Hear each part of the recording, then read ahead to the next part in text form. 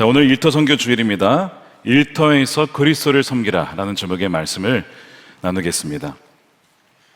하나님께서 우리를 구원해 주시고 또 우리에게 참 우리를 믿어 주셔가지고 우리에게 맡기신 일이 있어요. 보통 신뢰가 아니면 그런 중요한 일을 맡길 수 없습니다. 주님이 직접 하시지. 주님께 우리에게 맡기신 일, 바로 복음 전파의 사명입니다. 마태복음 28장 19절에서 그러므로 너희는 가서 모든 민족으로 제자를 삼아, 그렇죠? 제자를 삼으라고. 사도행전 1장 8절에는 땅끝까지 이르러 내 증인이 되리라. 증인 되리라. 너희는 복음 전파해야 될 사명이 있다. 자, 그것을 우리에게 맡기신 거예요. 천사에게도 주지 않은 사명을 우리에게 주셨어요. 자, 그러면 이제 주님 앞에 서기 전에, 주님 앞에 서게 되면 보고서를 준비해서 보고해야 됩니다. 주님 우리에게 맡기신 사명을 우리가 어떻게 감당했는지. 자, 오늘이 마지막이고 내일 주님 앞에 만약에 서게 된다면 여러분들은 준비가 되셨습니까? 아마 아무도 준비됐다라고 하신 분은 없을 거예요. 저도 주님 잠깐만요, 좀 더 시간을 주십시오, 북한에 들어가겠습니다 이럴지도 모르겠어요. 그 정도로 준비가 잘 안 됐다라고 느낄 거예요. 그러다 보니까 우리가 선교지로 좀 가야 되지 않겠나 이런 생각을 합니다. 여러분, 선교지는 어디일까요? 우리의 선교지는 어디입니까? 제가 2019년에 저기 중미, 미국 밑에 IT라고 하는 곳이 있습니다. 정말 세계에서 가장 못 사는 나라 중에 하나예요. 거기에 선교를 갔는데 그 나라 중에서도 가장 못 사는 동네를 갔어요. 소위 쓰레기 마을입니다. 제가 일부러 좀 흑백으로 이렇게 했어요. 사실은 하늘과 땅이 너무 대조가 되는 거예요. 하늘은 너무 예쁜데 사실 저 왼쪽에 저기 카리브해입니다. 카리브해. 그 말로만 듣던 카리브해. 해적이 출몰한다는 그 카리브해. 근데 여러분, 저 카리브해가 보이지 않고요, 그 집도 아닌 것 같은 곳에서 사람들이 살고 있고 진흙을 파가지고 애들이 놀고 있는데, 그러면서 사람만 사는 게 아니라 돼지와 사람이 어울려 삽니다. 돼지가 얼마나 많은지 몰라. 저기에도 복음이 필요하니까 가서 복음을 전했습니다.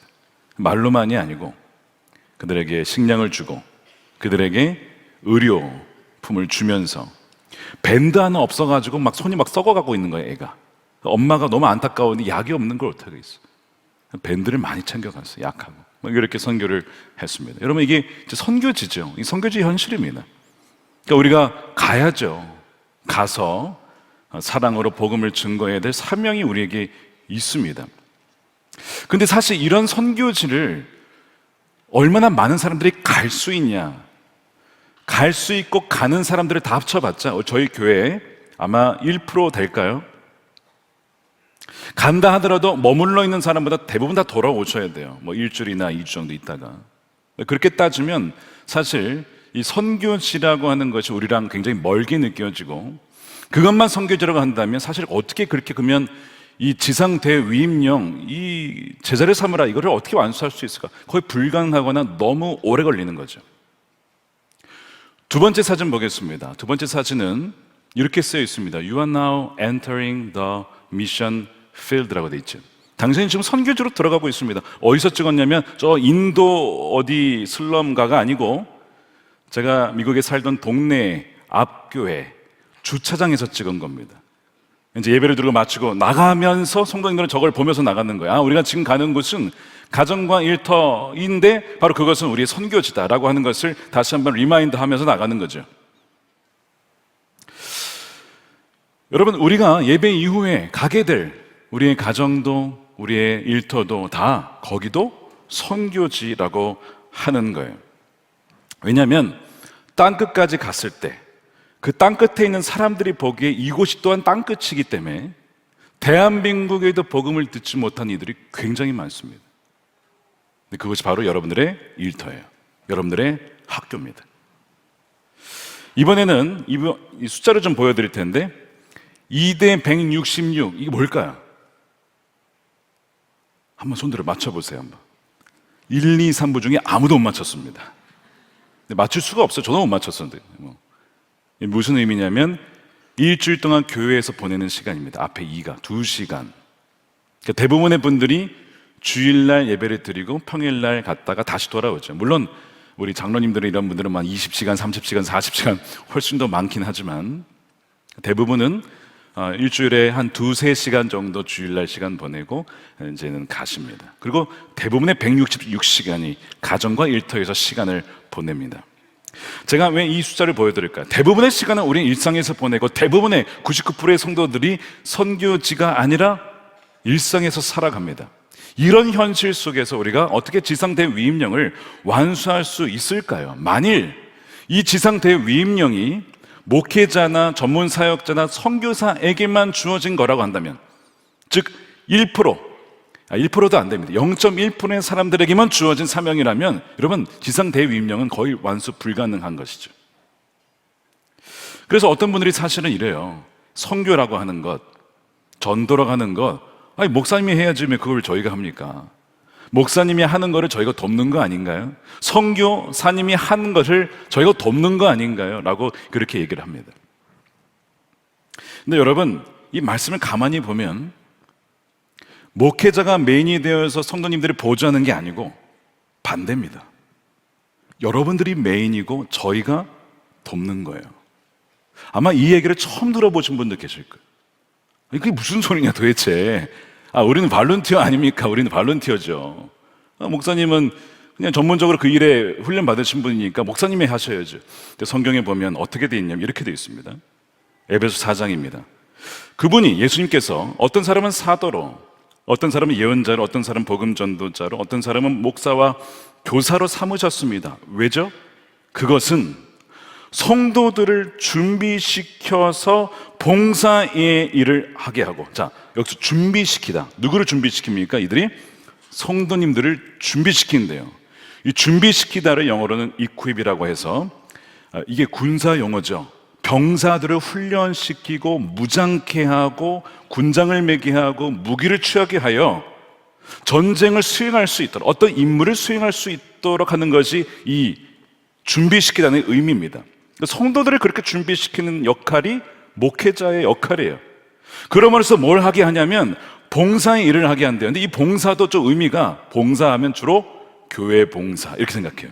물론 그것도 포함이 됩니다. 근데 이 봉사라는 의미를 영어로는 the work of ministry라고 해서 더라는 말 붙였죠. 정관사 더.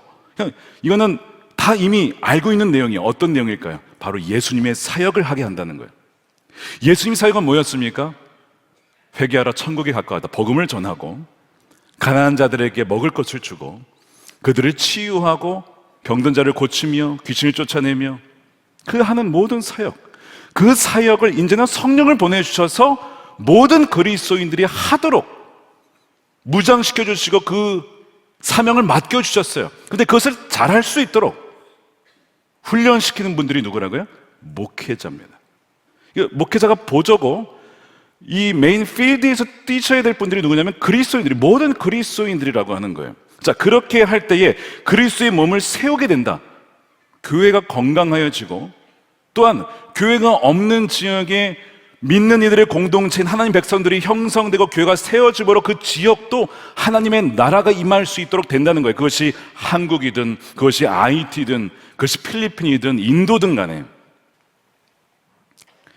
그렇게 될 때 13절이 이렇게 되는 거예요. 그리하여, 자, 앞에 다 전제죠. 그렇게 될 때에 우리 모두가 하나님의 아들을 믿는 일과 아는 일에 하나가 되고 온전한 사람이 되어 그리스도의 충만하심의 경지에까지 다다르게 됩니다.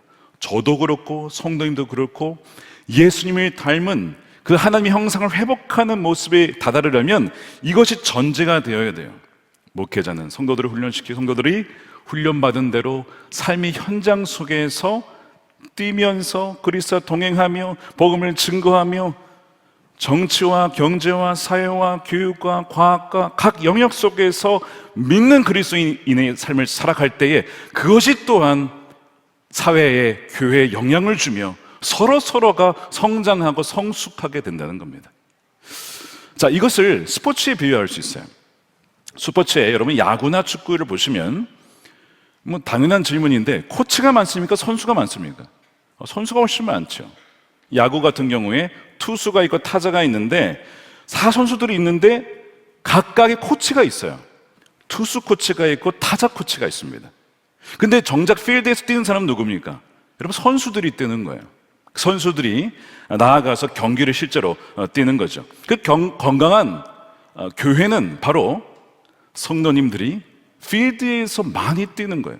그리고 그 성도님들을 지지해주고 훈련시켜주고, 그렇게 해서 그 삶의 현장 속에서 그리스도인의 사명을 감당할 수 있도록 돕는 교회가 건강한 교회입니다. 반대로 건강하지 않은 교회는 코치가 다 경기를 뛰는 거예요. 자기가 감독이 나가서 뛰는 거예요. 히딩크 감독이 막 축구를 하는 거예요. 막 생각해 보세요. 말이 안 되잖아요. 그렇죠? 건강한 팀은, 교회는 바로 성도들이 실제로 필드에서 뛸 수 있도록 돕는 교회입니다. 그러니까 감독 대신 예수님의 말씀 아래 코치들의 각 영역 속에 선수들을 트레이닝시켜서 선수들이 그 필드에서 공격수가 되고 미드필더가 되고 수비수가 되어서 경기를 할 때에, 삶의 경주를 감당할 때에 승리하는 교회가 된다는 거예요. 음부의 권세를 무너뜨리는 교회가 된다는 겁니다. 그런 교회가 되기를 소망합니다. 여러분들이 부르신 곳에서. 저는 사실 기도하는 게 있어요. 선남목자교회가 어느 목회자가 이 교회 이름이 알려졌다기보다 어느 성도가 참 자랑스러운, 성도들이 자랑스러운 교회. 와, 어느 그 성도님 크리스천이 계신데, 와, 그분이 선남목자교회 출신이래. 그 교회에서 그렇게 훈련받고 예수님과 동행하며 사회에 선한 영향을 미치는 분이죠. 야, 그 교회에서 훈련받았구나. 나도 거기서 훈련받아서 나도 그러한 그리스도인이 되고 싶다. 저는 사실 그렇게 기도하고 있어요. 여러분들이 부르신 곳에서 그런 신실한 그리스도인들이 더욱더 많이 생겨나게 되기를 주님의 이름으로 축원드립니다. 성남에만 100만 명이 살고 있다고 합니다. 근데 제가 이제 계산을 해보니까 우리 교회 이제 부목사님들 포함해서 목사님들만 이들에게 복음을 전하려면 한 사람당 43,500명에게 복음을 전해 다 전할 수 있어. 한 사람당 43,500명. 근데 모든 성도들이 우리 교회 복음을 전하면 66명에게만 복음을 전하면 100만 명에게 다 전할 수 있습니다. 이 파워가 엄청난 것이죠. 근데 여러분, 바로 여기에 초대교회의 비결이 있어요. 초대교회 처음에 한 수백 명 그리스도인밖에 없었습니다. 로마 대제국 아래 핍박 속에서 믿는 이들이 별로 없었거든요. 근데 한 200년 지났는데 한 600만 명으로 성장한 거예요. 크리스천들이 엄청나게 폭발적으로 성장했죠. 어떻게 그럴 수 있었을까? 성령의 강력한 역사이면서 동시에 모든 그리스도인들이 삶의 현장 속에서 복음을 전 거예요. 단지 베드로나 바울이나 이런 어떤 리더십만 한 게 아니고 모든 성도들이 삶의 현장 속에서 증거했기 때문에 됐다는 것입니다. 교회 역사학자 이 앨런 크라이더가 이런 얘기를 했습니다. 초대교회가 그렇게 놀라운 역사가 일어날 수 있었던 배경이 비기독교인과 기독교인이 함께 일하며 가까이 살았다는 거예요. 그들은 친구가 되었다는 겁니다. 이게 놀라운 특징이죠. 근데 여러분, 이 특징과 우리가 알고 있는 특징 하나 더 있습니다. 순교하기까지 신앙을 포기하지 않는 신념. 이 두 가지가 함께 있었어요. 그들에게 예수를 부인하라고 하면 그들은 죽어도 부인하지 않습니다. 차라리 죽고 말지. 이게 순교의 신앙이었어요. 근데 동시에 그렇다고 해서 모든 관계를 끊었냐? 그렇진 않습니다. 안 믿는 이교도들에게 찾아가서 그들과 함께 어울리며 친구 관계를 맺으면서 삶을 통해 복음을 증거할 수 있는 그 관계를 이어갔다는 거예요. 이 두 가지가 별개가 아니라 모순이 아니라는 겁니다. 지금 현대 우리 교회에 적용해 보면, 우리도 만일 기독교 신앙을 부인하라고 하면 여러분 부인할 수 있겠습니까? 절대 타협할 수 없는 것이 있죠.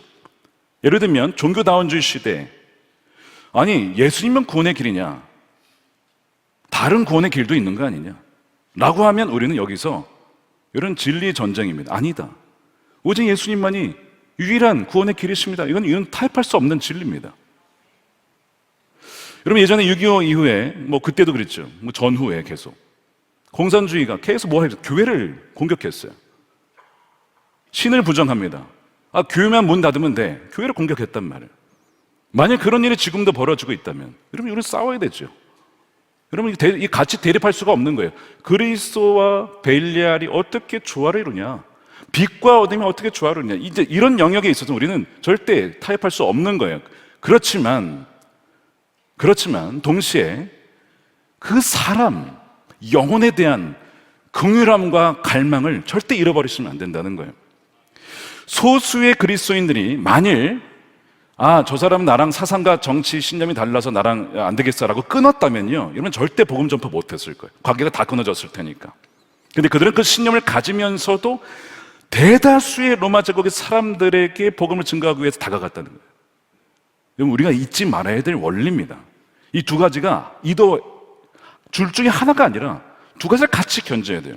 절대 타협할 수 없는 부분에 대해서 우리는 진리를 고수하면서도 동시에 사람을 끝까지 품을 수 있는 넓은 사랑의 마음, 이 두 가지가 있을 때에 놀라운 복음의 폭발적인 역사가 있었다는 것이죠.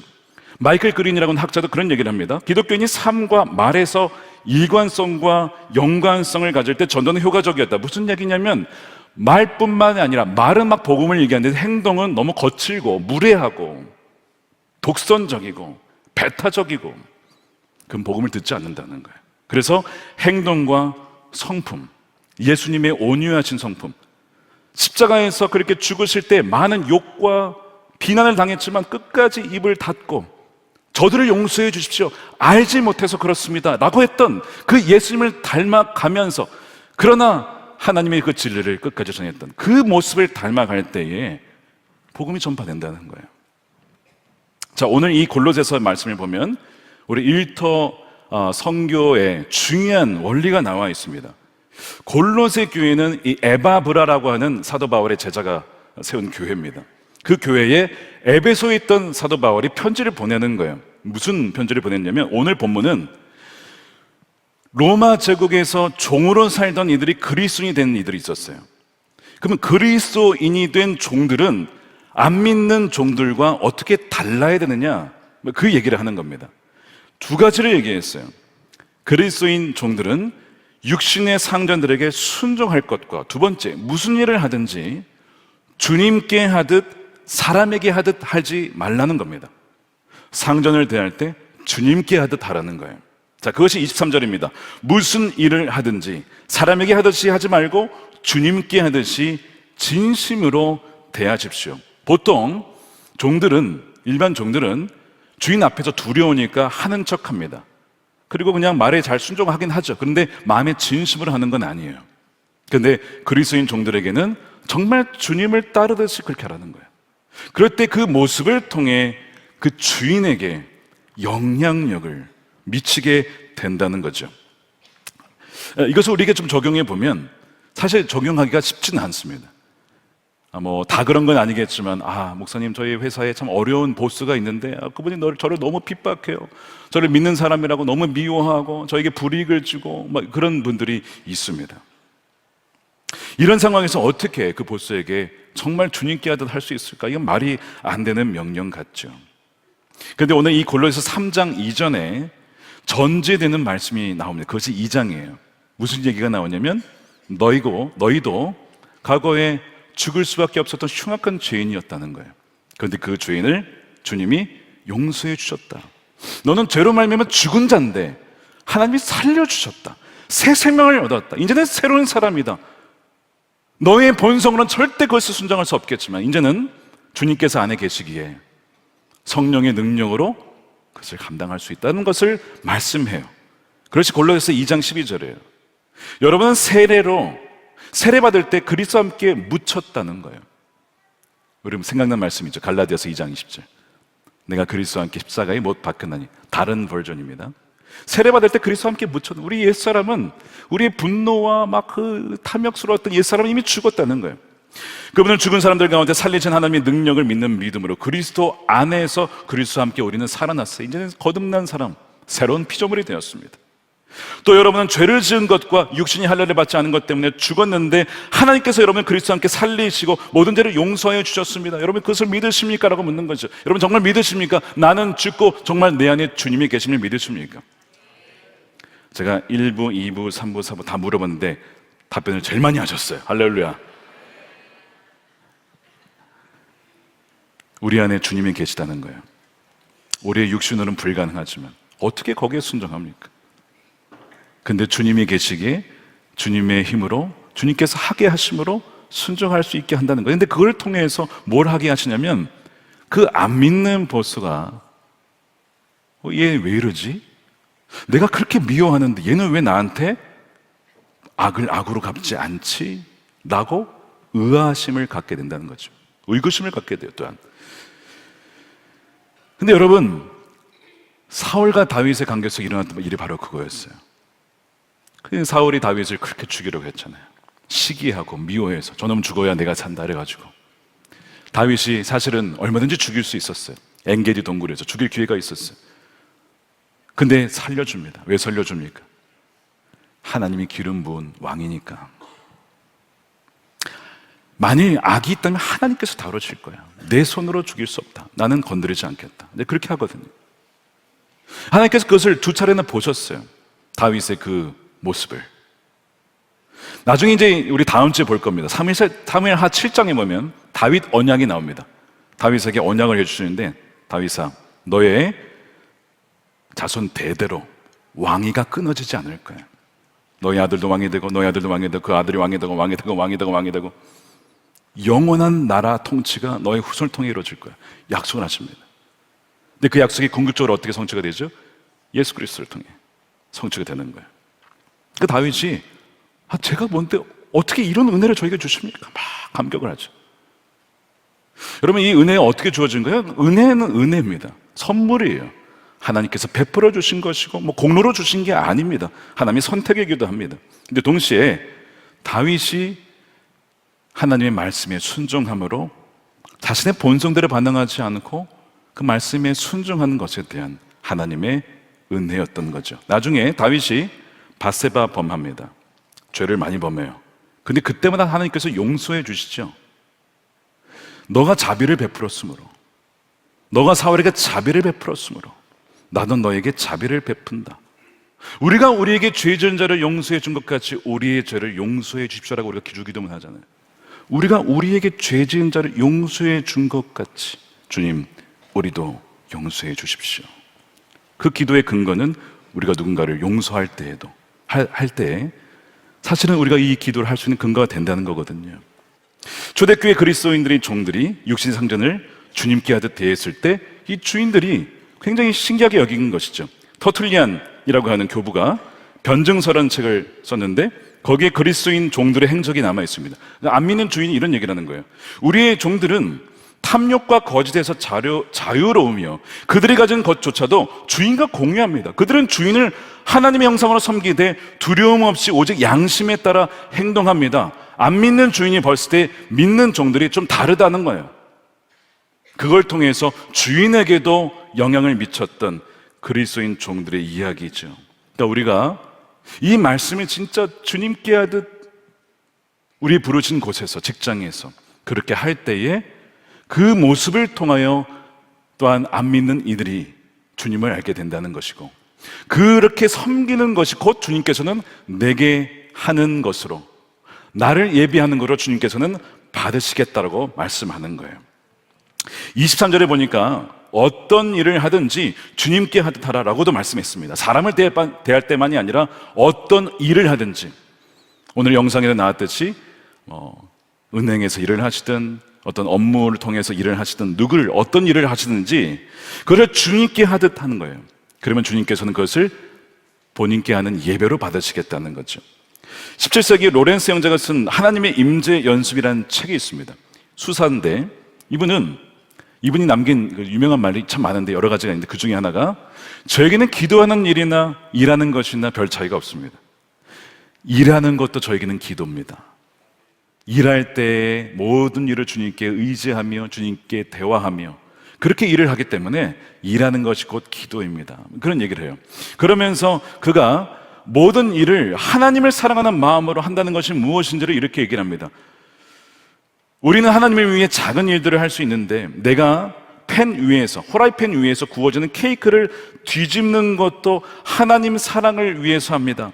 이것을 먹을 나의 형제들, 주님이 사랑하시는 백성들, 그리고 바로 주님인 그들을 내가 섬기는 것입니다. 이런 의미로 이제 케이크를 뒤집는다는 것이죠. 일이 없을 때에도 내게 일할 수 있는 은혜를 주신 분께 감사하며 또 예배한다는 거예요. 나로서는 바닥에서 지푸라기 하나를 집어드는 청소하는 일마저도 하나님의 사랑으로 행하기에 충분합니다. 모든 삶이 주님께 드리는 예배입니다. 이런 얘기를 하는 거예요. 그러니까 이제 이분이 도전하는 것이 우리의 작은 일상 모든 것을 주님께 하듯이, 청소를 할 때에도 이곳은 주님이 거하시는 성전이니 제가 주님께 하듯 청소합니다. 누군가에게 음식을 차릴 때에도 주님을 접대하듯이, 만약에 주님께서 오셔서 여러분들 저녁에 식사에 참여하신다고 했어요. 여러분 저녁 식사를 어떻게 준비하실까요? 아마 한 몇 주 전부터 준비할 거예요. 어떤 메뉴로 할까? 어떤 반찬으로 할까? 막 고민하시면서 주님이 우리 집에 오신대. 지극히 작은 자에게 하는 것이 내게 한 것이라고 했잖아요. 그러니까 누군가가 여러분들의 집에나 혹은 방문해서 식사를 할 때, 대접할 때 그 마음을 해보시면 그것이 누구에게 하는 거예요? 주님께 하는 것이고, 주님은 그것을 내게 한 것으로 받으시겠다는 거예요. 자, 그렇게 믿음을 하는 자들에게 주어지는 약속이 있다는 겁니다. 자, 그것이 24절이에요. 여러분은 주님께 유산을 상으로 받는다는 사실을 기억하십시오. 개정판은 기업의 상이라고 했어요. 여러분, 이 말씀 굉장히 충격적이었습니다. 왜냐하면 종들에게는 유산이 없었거든요. 땅도 주어질 수 없고 재산도 주어질 수, 어느 것도 주어지지 않았습니다. 그런데 그들에게 유산이 있다고 하니 이 종들에게 얼마나 이것이 기쁨의 메시지였겠습니까? 그럼 도대체 이 유산의 상이 뭐냐? 하나님 나라의 영광, 참 잘하였다 나의 착한 종아.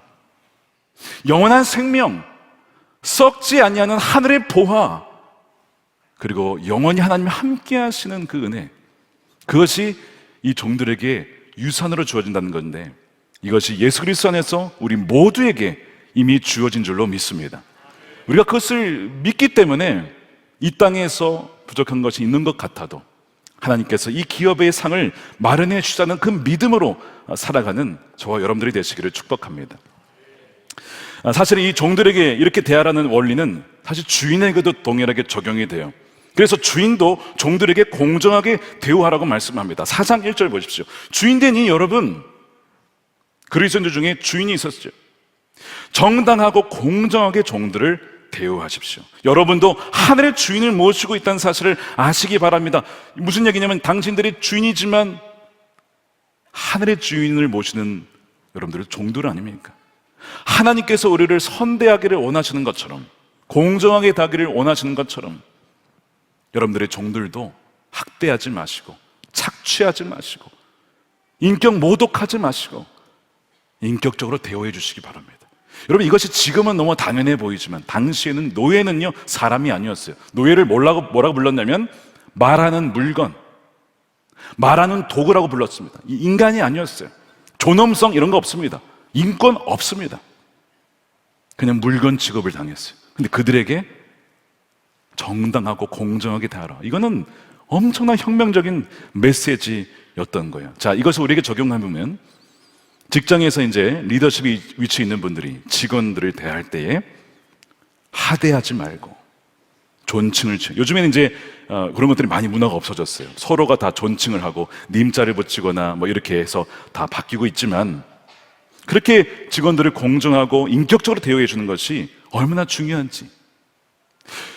사장님이 믿는 사람인데 직원들에게 막 막말을 해요. 모독을 해요. 그러면서 예수님을 믿으래요. 여러분, 믿을 수 있겠습니까?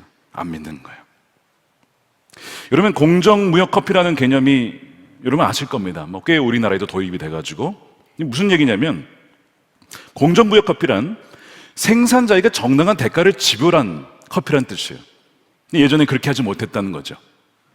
노동 착취를 통해서 100만 원을 줘야 될 거 한 20만 원만 주고 그냥 가져오는 거예요. 어린아이들 막 노동시켜가지고 막 애들한테 돈 거의 주지 않고 착취해가지고, 이렇게 하지 말고 fair trade, 공정한 무역을 통해 마땅히 대가를 지불하고 커피를 가져오십시다. 이 공정무역 커피죠. 지금은 이제 이런 것들이 보편화 많이 되어 있습니다. 커피 업계를 운영하시면서 어느 사장님이 CEO예요. 크리스천입니다. 근데 공정무역을 하지 않고 노동을 착취하면서 자기는 하나님 믿는데요. 자, 그분이 복음을 전한다고 합시다. 그 복음이 들릴까요? 안 들리죠. 복음을 전하기 이전에 뭘 하는 거예요? 먼저 그의 노동자들과 일꾼들을 공정하게 대우해 주십시오. 일한 대로 삭슬 받을 수 있도록 해 주십시오. 레위기 말씀에 소들이 일을 할 때 소에게도 망을 씌우지 말고, 망을 왜 씌웁니까? 소들이 일하면 자꾸 뜯어 먹으니까.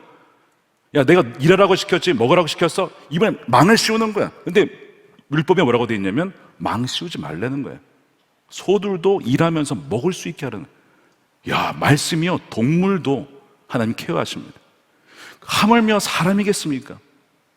그래서 그렇게 공정하게 대우할 때 그것 자체가 바로 선교의 요소가 돼요.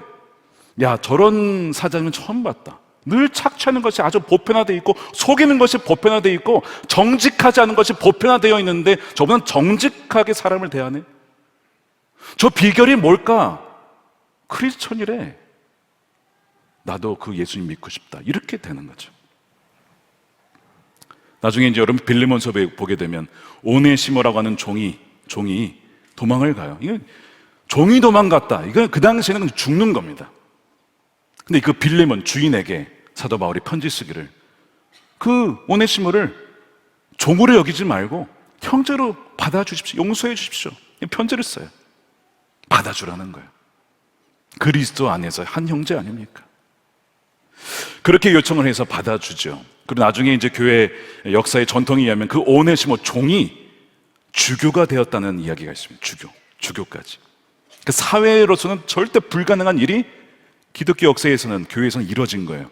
그것이 기독교의 사회를 변화시키는 원동력이 된 것입니다. 신분을 초월할 수 있는 복음의 놀라운 역사였던 것이죠. 자, 오늘 여러분들의 삶의 연장 속에서 크리스천 기업가나 리더들이 자신의 동역자들을 공정하게 대하고 사랑을 대한다면 어떻게 될까?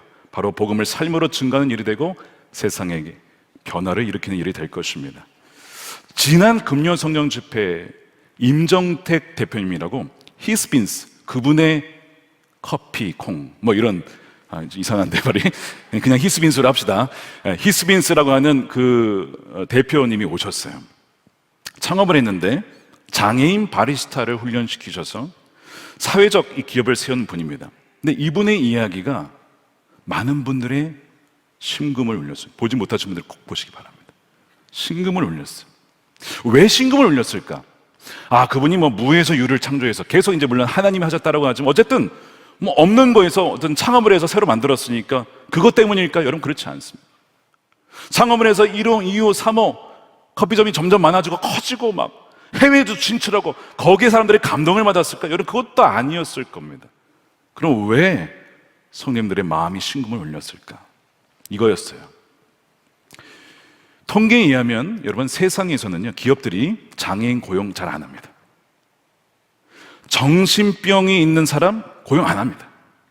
근데 법적으로는 이 장애인 의무 고용이 있어요. 원래 법적으로. 그러면 안 하면 벌금을 내야 돼요.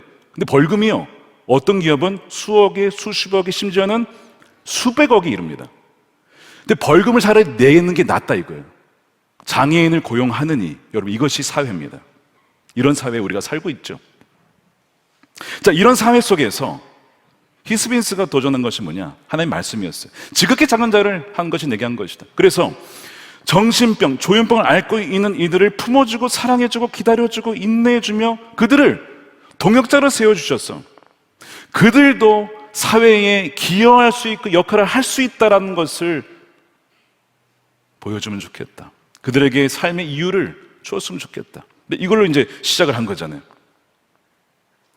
이제 간증이 참 인상적이었는데 그 중에 저에게 참 마음이 울렸던 부분이 만철쌤이라고 불린 이 바리스타 선생님의 고백이었습니다. 어느 날 이제 이분도 이제 정신병을 앓았던 분인데 바리스타가 되어서 한 고객에게 커피를 줬는데 너무 감동적으로 그걸 마시면서 보면서 야, 내가 이런 감동을 줄 수 있는 사람이라니. 그래서 이제 대표님과 함께 이제 기도를 하다가 기도처에서 이런 얘기를 대표님께 하더라는 거죠. 임 대표님, 제가 그동안 어떻게 살았는지 알죠? 20대에 발병해서 20년 이상을 정신병을 앓고 20번 이상 입퇴원을 반복하고 자살 시도 3번 하고 인생에서 나를 좋아하는 사람 아무도 없고 소망도 없는 인생이었잖아요. 나 너무 외롭고 괴로웠는데 43년 만에 나 가장 행복해요. 나 너무 행복해. 왜 사는지 알 것 같아. 사람들이 왜 살고 싶어 하는지 이제 알 것 같다라고 43년 만에 처음 그것을 느꼈다는 거죠. 그 이야기를 들었을 때 창업 2009년 한 이후에 지금 16년이 지났는데 참 기뻤던 순간들이 참 많았대요.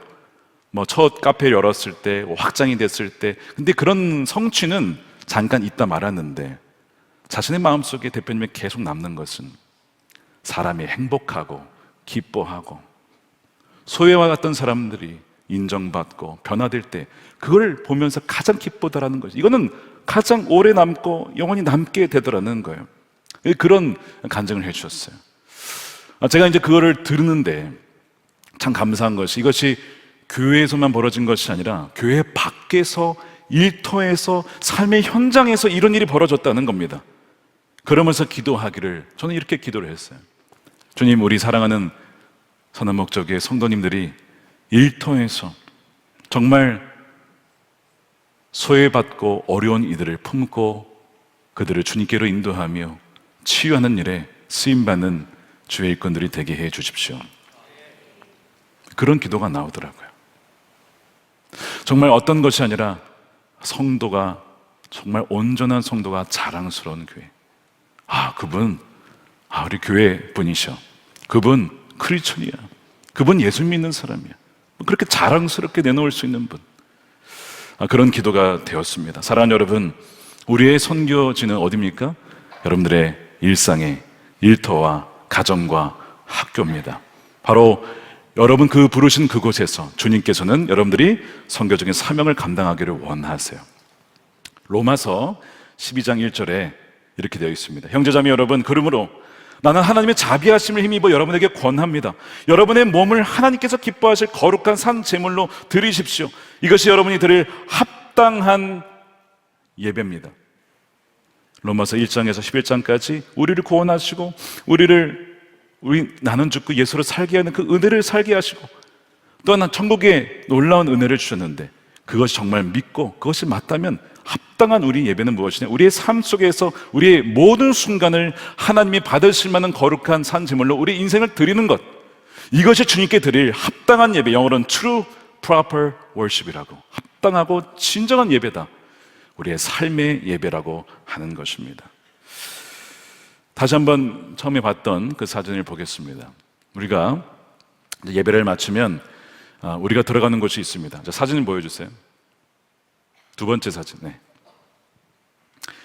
자, 여러분들이 이제 예배를 마치고 가게 되는 것은 어디입니까? 여러분, 선교지로 가게 되는 것입니다.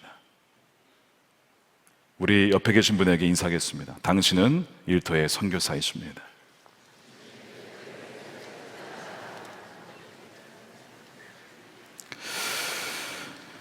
바로 여러분들을 통해서 일터의 선교사로서 주님께서 친히 일하시고 또한 역사하실 줄로 믿습니다.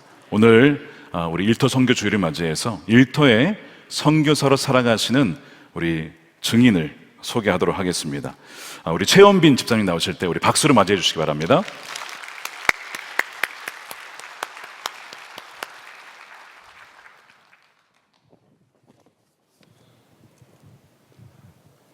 저는 대학을 졸업하고 영업직으로 취직했습니다. 계약직부터 시작하여 정규직 그리고 관리자가 되기까지 7년의 시간 동안 그 안에서 최고가 되기 위해, 그리고 돈을 많이 벌기 위해 남들보다 열심히 일했습니다. 그러면서 확신한 것은 돈을 많이 벌고 치열한 경쟁에서 이기기 위해서는 절대 말씀대로 살 수 없다였습니다. 그런 확신을 가지고 회사 생활을 하다 보니 동료를 이기기 위해 내가 알고 있는 유익한 정보는 숨기고 나에게 불리한 내용을 말해서는 안 되며, 내가 생각하기에 정말 좋은 것을 판매하는 것이 아니라 회사에서 요구하는 대로 판매하는 것이 당연한 거라고 여기게 되었습니다. 그 방법을 믿고 달려간 끝에 결국 저는 최우수 사원이라는 명예를 얻었습니다. 남들보다 많은 연봉을 받았고 나의 방식을 교육하며 그렇게 하지 못하는 직원을 보며 한심하다고 생각했습니다. 저는 세상에서 인정받고 그 돈으로 베풀고 헌금하는 것이 하나님께 영광을 돌리는 거라고 생각했습니다. 크리스천인 내가 무시받으면 하나님도 무시받는 거라고 생각했습니다. 그런 저는 저의 경험과 능력을 믿고 회사를 과감히 퇴사했습니다. 그리고 사업을 시작했습니다. 매장이 늘어나고 매출이 오르고 완벽하다고 생각되는 노후까지 계획했습니다. 그러나 금방 끝날 것 같았던 코로나는 점점 악화되었고 버티고 버티다 결국 폐업을 하게 되었습니다. 그 순간에도 저는 하나님의 마음을 알지 못했습니다. 다시 돈을 많이 벌어 재기해야겠다는 생각뿐이었습니다. 그렇게 다시 돈을 많이 벌 수 있다던 새로운 분야에서 영업을 시작했지만 뜻대로 되지 않았고 작년 한 해 동안 주님은 저에게 재정을 허락하지 않으셨습니다. 그렇게 괴로운 재정의 훈련을 받는 중에 예배를 드리는데 마태복음 6장 33절 말씀을 마음에 주셨고 그 말씀을 믿고 기도하기 시작했습니다. 그런즉 너희는 먼저 그의 나라와 그의 의를 구하라. 그리하면 이 모든 것을 너희에게 더하시리라. 아멘. 퇴근 후 마가다락방에 들러 기도하고 집으로 돌아오기를 한 달. 처음에는 나의 유익을 얻기 위한 기대로 하나님의 나라를 위해 기도했습니다. 이렇게 하면 나머지는 하나님이 다 해결해 주시겠지 라고 생각했습니다. 하지만 시간이 흐르면서 하나님께서는 저의 기도를 가족, 주변 사람들, 열방을 위한 애통과 통곡의 기도로 바꿔주셨고 제 입에서는 제가 가진 모든 것을 가져가셔도 하나님만 제 곁에 있어달라는 고백이 나왔습니다. 놀랍게도 한 달의 기도 이후에 그동안 벌지 못했던 재정을 모두 채워주시고 새로 이직한 회사에서도 인정받게 해주셨습니다. 그런데 이전과 달라진 것은 저의 능력으로 한 것이 전혀 없다는 것입니다. 지인들에게 연락이 오고 전혀 계약할 것 같지 않은 고객들이 먼저 연락이 와서 계약을 하고 여러 건의 계약을 한 번에 진행하는 일까지 너무 이해가 안 될 정도로 놀라운 일의 연속이었습니다. 그렇게 재정이 채워지고 인정을 받으면서 이제는 교만 대신 또 다른 치열한 싸움을 하고 있습니다. 정직하게 일할수록 나의 수익이 줄어들 수밖에 없는 업무 구조, 회사에 정직하게 보고하지 않고 마음만 먹으면 더 많은 이익을 취할 수 있는 상황에서 매일 매순간 제 마음은 전쟁터입니다. 세상 사람들은 말 안 하면 아무도 모르는 걸 굳이 말해서 손해본다고 유별나고 멍청하다고 할지 모릅니다. 하지만 하나님께서는 손해보더라도 나에게 남는 것이 전혀 없더라도 예수님의 손을 놓지 말라고 하십니다. 중요한 건 내가 돈을 더 벌고 못 벌고가 아닌 예수님과 동행하느냐 못하느냐이기 때문입니다. 하루에도 수십 번 다양한 상황과 방법을 보여주며 마귀는 속삭입니다. 예수님의 손을 놓고 돈을 잡으라고 합니다. 그래도 예수님은 나를 버리지 않는다며 괜찮다고 유혹합니다. 하지만 이제는 그러고 싶지 않습니다. 아무도 모르는 부분부터 바로잡지 않는다면 내가 그들에게 복음을 전할 수 있는 순간이 왔을 때 나의 복음은, 나의 예수님은 가짜가 되기 때문입니다. 아침 출근길 아내가 장난 반 진담 반 이렇게 말을 합니다. 선교사님 잘 다녀오세요. 이 말이 연약한 저에게 큰 용기가 됩니다. 그리고 아침에 묵상하는 말씀 한 개가 저에게 큰 힘이 됩니다. 이제는 일터에서 어떤 마음으로 어떤 것을 바라보고 살아야 할지 알게 되었습니다. 세상의 욕심을 쫓아 살아가던 인생에서 하나님이 원하시는 방향으로 제 삶의 방향을 돌려주신 주님, 하나님이 세워진 일터에서 선교사임을 잊지 말고 살아가겠습니다. 저의 모든 것을 인도해 주신 주님 사랑하고 감사합니다.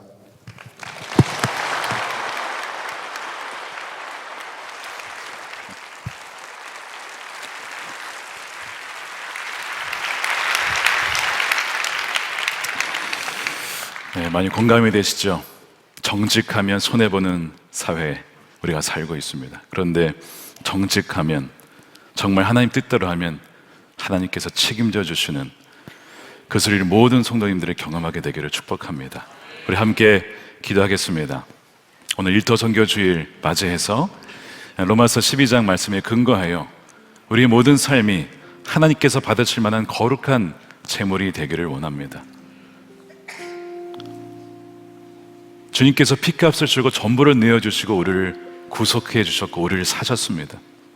그것이 믿어진다면, 그것이 정말 맞다면, 그 실제라면 그러므로 우리는 마땅히 우리의 삶 전체가 주님께서 받으실 만한 정말 참된 예배가 되어야 되는 것이죠.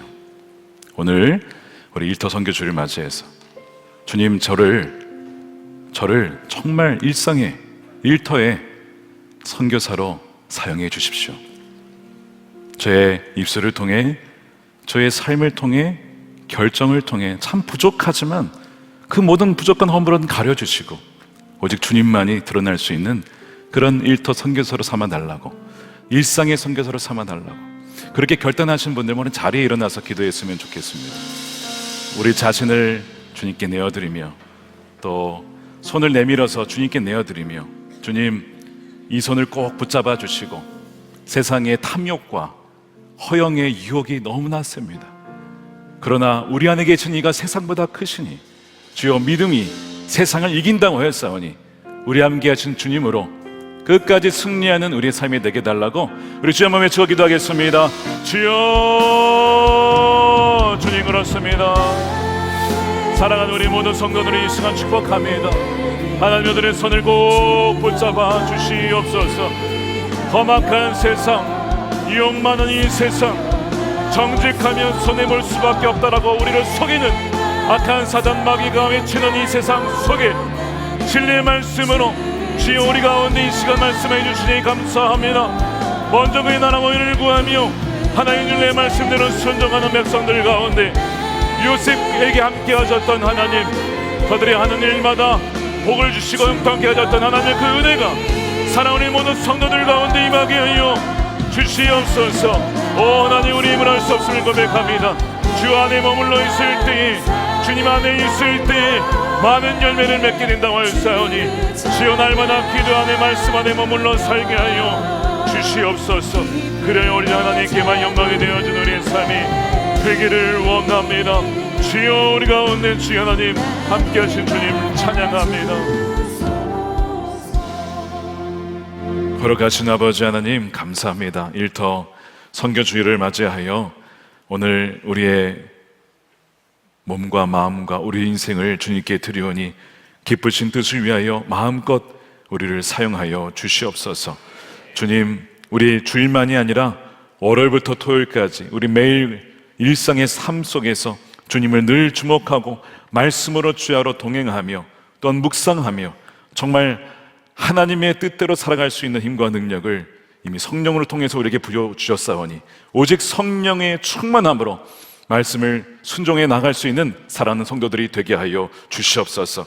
마귀는 계속 속삭입니다. 정직하면 손해본다, 미련한 것이다. 그러나 주님, 정직한 자의 형통이 있습니다. 정직한 자에게 함께 하시는 은혜가 있습니다. 요셉과 함께 하여 주셨어. 그가 하는 일마다 형통하게 되었다라고. 비록 고난과 어려움과 모함과 역경이 있었지만 최후의 승리를 허락하신 주님, 우리 사랑하는 모든 성도들이 이 믿음 가지고 주님 손 꼭 붙잡고 주님과 동행하며 주님과 함께 걸으며 그리하여 하나님 세상에서 믿음으로 승리하는 하나님의 존귀한 백성들이 되게 하여 주시옵소서. 그리하여 아버지 하나님, 사람들을 대할 때 죽게 하듯 하며 어떤 일을 할 때에도 늘 주님께 드리는 예배처럼 하나님 마음을 다해 섬기며 하나님 일할 수 있는 은혜를 우리 모두에게 허락하여 주시옵소서. 하나님, 이 시간 구별하여 11조와 성경금과 또한 구제헌금으로 감사헌금으로 주님께 올려드립니다. 또한 우리의 인생을 다시 한번 주님께 드리오니 기쁘신 뜻을 위하여 마음껏 사용해 주시고 오직 하나님만 영광 받으시며 높임 받아 주시옵소서. 아버지 하나님, 이 나라를 긍휼히 여겨 주셔서 하나님의 진리와 공의로 다스려 주시기를 원합니다.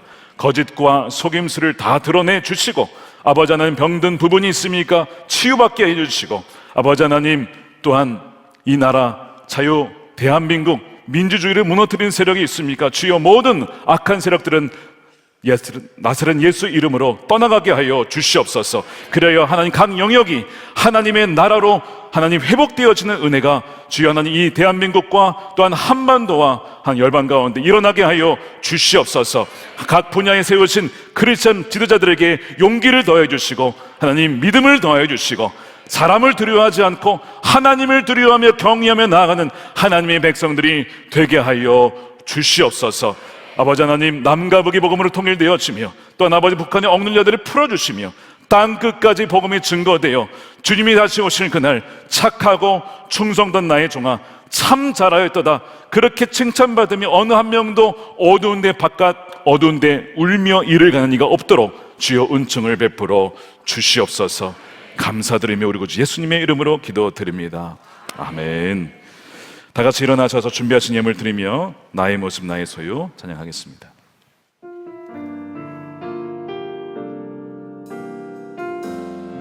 나의 모습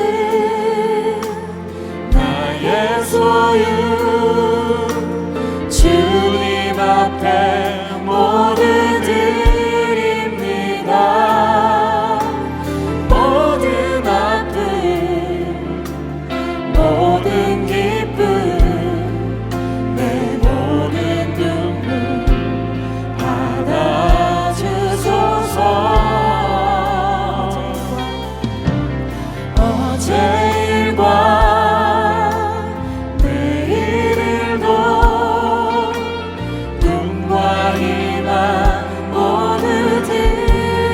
소망과 계획 받아주셨소. 모든 소망 모든 계획 내 손과 마음 받아주소서. 손 들고 찬양합니다. 나의 생명을 드리니 나의 생명을 드리니 주 영광 위하여 주 영광 위 사용하여 주소서. 사용하옵소서. 내가 사는 날 주를 찬양하며 주를 찬양하며 기쁨의 제물 되리. 나를 받아주소서. 우리 가진 모든 것을 우리 가진 이 모든 것들을 다 주께서 우리에게 주시오네. 몸밖에 드릴 것이 없으니 내 삶을 받아주소서.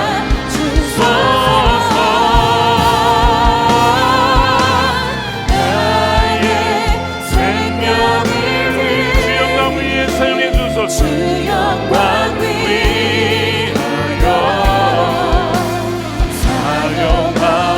사용하옵소서. 내가 사는 날 평생 주님을 찬양합니다. 주를 찬양하며 기쁨의 제물 되리. 나를 받으소서. 나를 받아주소서.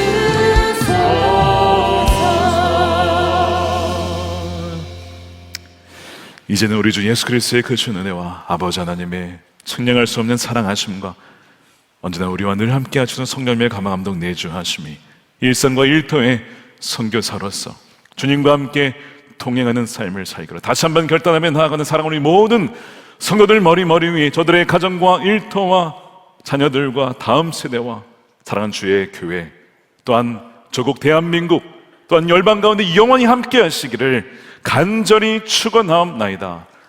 아멘.